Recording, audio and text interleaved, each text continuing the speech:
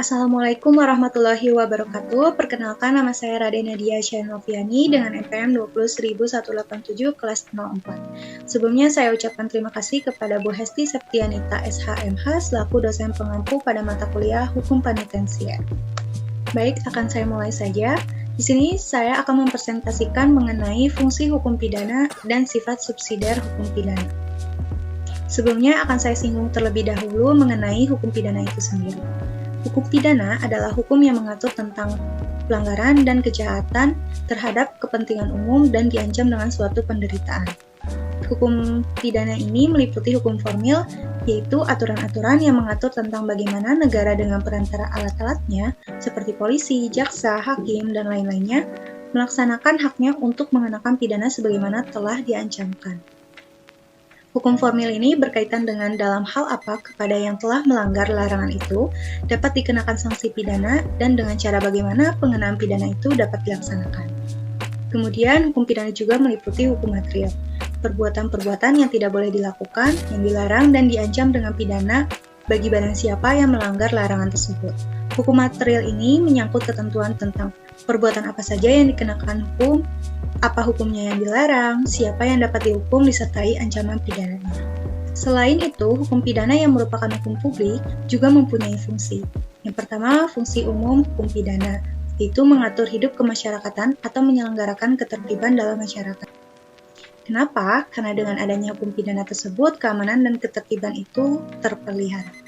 Kemudian ada fungsi khusus hukum pidana, yaitu melindungi kepentingan hukum terhadap perbuatan yang hendak memperkosanya dengan sanksi yang berupa pidana.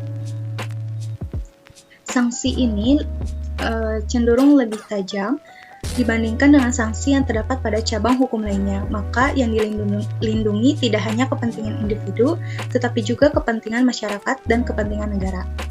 Selain perlindungan terhadap kepentingan individu, paling tidak ada 3 hal yang harus dilindungi.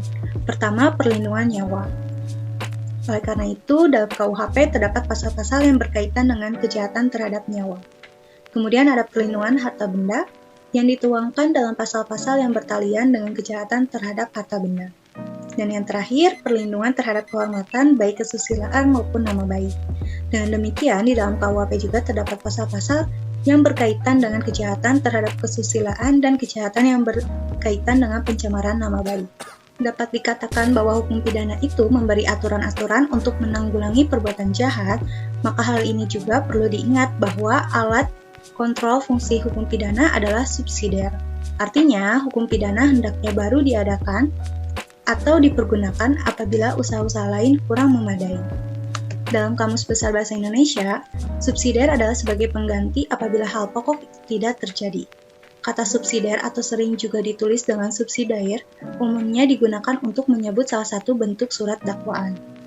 Dakwaan subsidiar merupakan dakwaan yang terdiri dari beberapa lapisan dakwaan yang disusun secara berlapis dengan maksud lapisan yang satu berfungsi sebagai pengganti lapisan sebelumnya.